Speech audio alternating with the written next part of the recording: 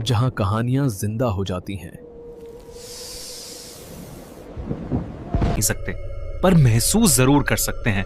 उन्हीं में एक भयानक शक्ति हर 100 साल बाद जाग उठती है। आज की कहानी उसी शक्ति के बारे में है। रिहान और नेहा दोनों ही राइटर्स थे और मुंबई शहर की भागदौड़ से थक चुके थे।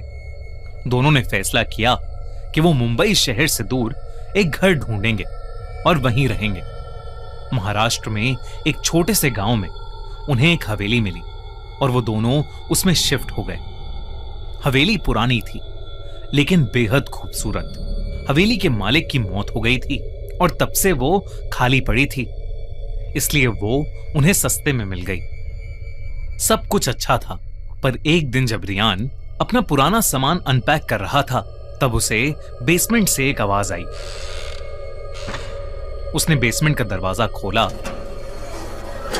तो उसमें एक पुरानी रॉकिंग चेयर पड़ी थी जो बार बार एक बड़े से संदूक पर अपने आप गिरे जा रही थी। वो संदूक बहुत पुराना था और उस पर जंग लगा ताला भी था। रिहान को ऐसा लग रहा था जैसे उस संदूक के अंदर से कुछ हिल रहा है। रिहान ने उस संदूक पर लगे ताले को तोड़ दिया। जब उसने वो संदूक खोला तो अचानक उसे एक ठंडी हवा महसूस हुई। उसके अंदर लाल कपड़े में लिपटी एक गुड़िया थी जिसके नीचे एक किताब पड़ी थी और उसके कुछ पेजेस फटे हुए थे। उन पेजेस पर लिखा था, त्रिगोरी, छूना मत। ये गुड़िया आत्माओं को आकर्षित करती है। पर रियान खुद को रोक नहीं पाया। उसने उस गुड़िया से वो लाल कपड़ा थोड़ा सा हटाया। गुड़िया की आंखें सफेद थीं और शरीर काला। उस गुड़िया में कुछ अजीब सी बात थी, इतनी कि रिहान उस गुड़िया समेत उस संदूक को ऊपर अपने स्टडी रूम में ले गया। लेकिन इस घटना के तुरंत बाद रिहान की जिंदगी पूरी तरह से बदल गई। रिहान को पूरी रात अजीब सी आवाजें आती रहीं, जैसे कोई दर्द में चीख रहा है, उसे बुला रहा है। लेकिन जब जब वो आंख खोलता तो कमरे में उसके और उसकी वाइफ नेहा के अलावा कोई नहीं होता। एक बार रियान अपनी स्टडी में बैठा कुछ लिख रहा था कि अचानक ही कमरे की सारी लाइट्स फ्लिकर करने लगीं और कुछ ही सेकंड्स में कमरे की सारी लाइट्स और बल्ब एकदम से फट गए।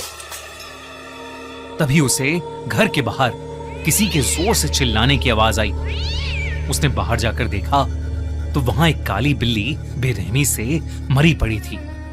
उस दिन के बाद से रियान को हर वक्त ऐसा महसूस होने लगा था कि उनके घर में कोई और भी है।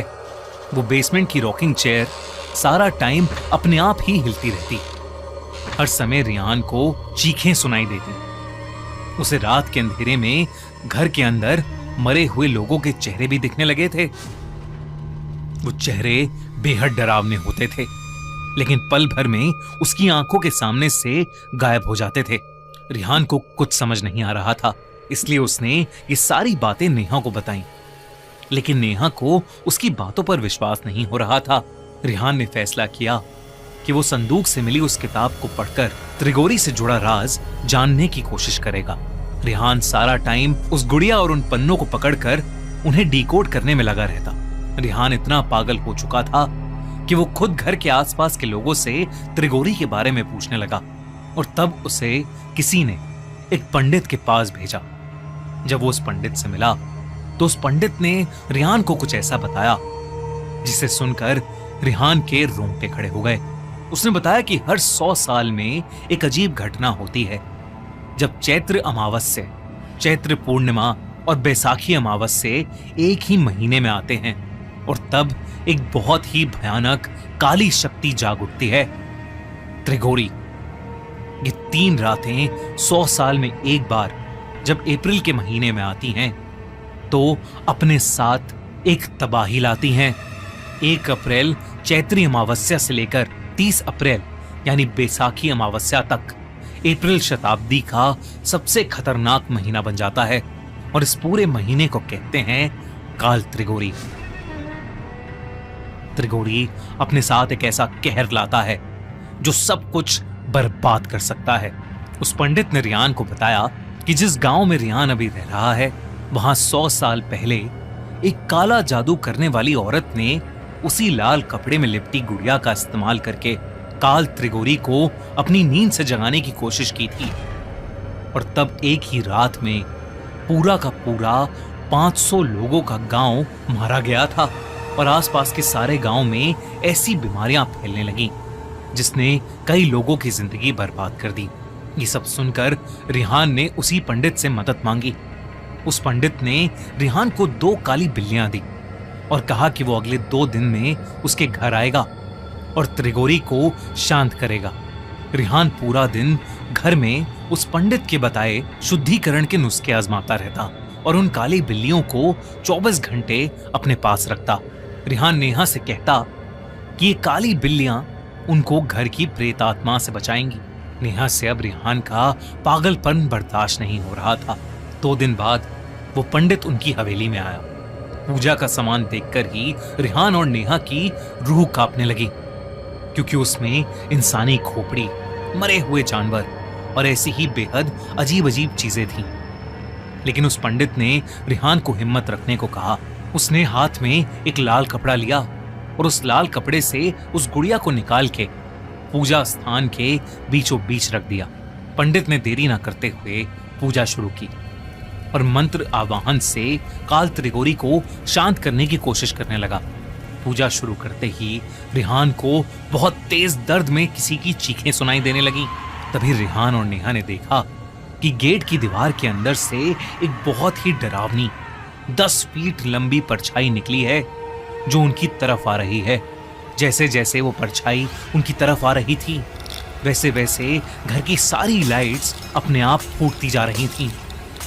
तभी एकदम से बहुत ही तेजी से दरवाजा खुला और वो परछाई घर के अंदर आकर हवा में कहीं गायब हो गई। और तभी घर की सारी चीजें हिलने लगीं। वो बिल्लियां आपस में एक दूसरे से इतनी बुरी तरह लड़ने लगीं कि उन्होंने एक दूसरे को नोच काट कर मार डाला।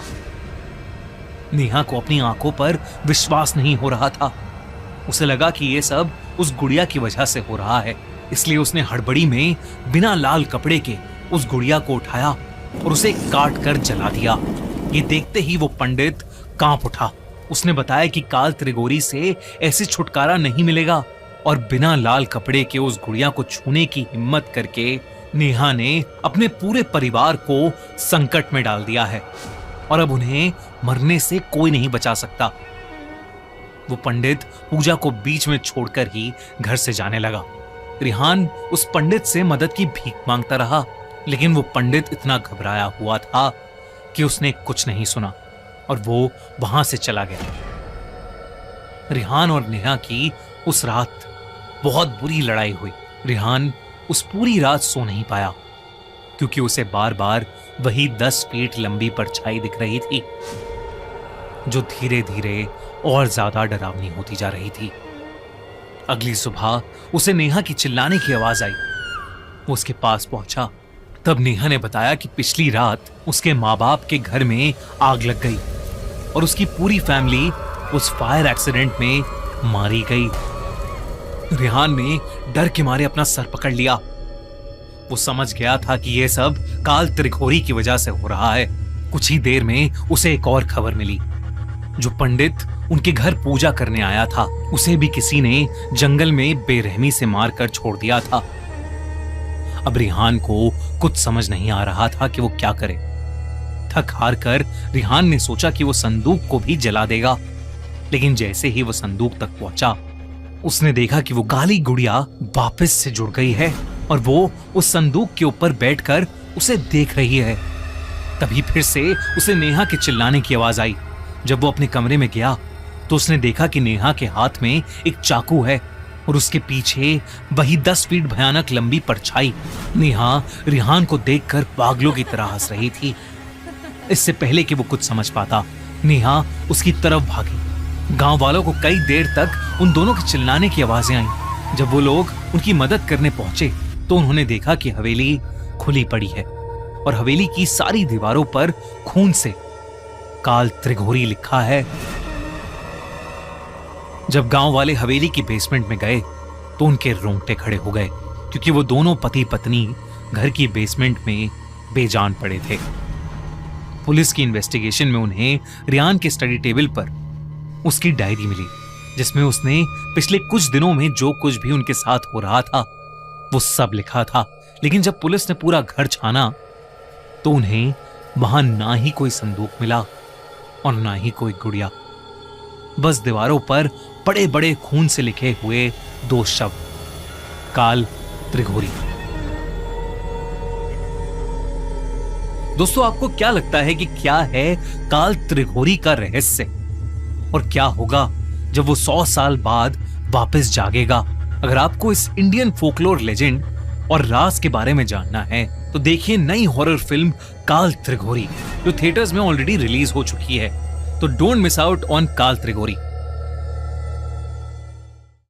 और अगर आपको ये वीडियो अच्छी लगी तो हमारा चैनल खूनी मंडे सब्सक्राइब करना बिल्कुल मत भूलना।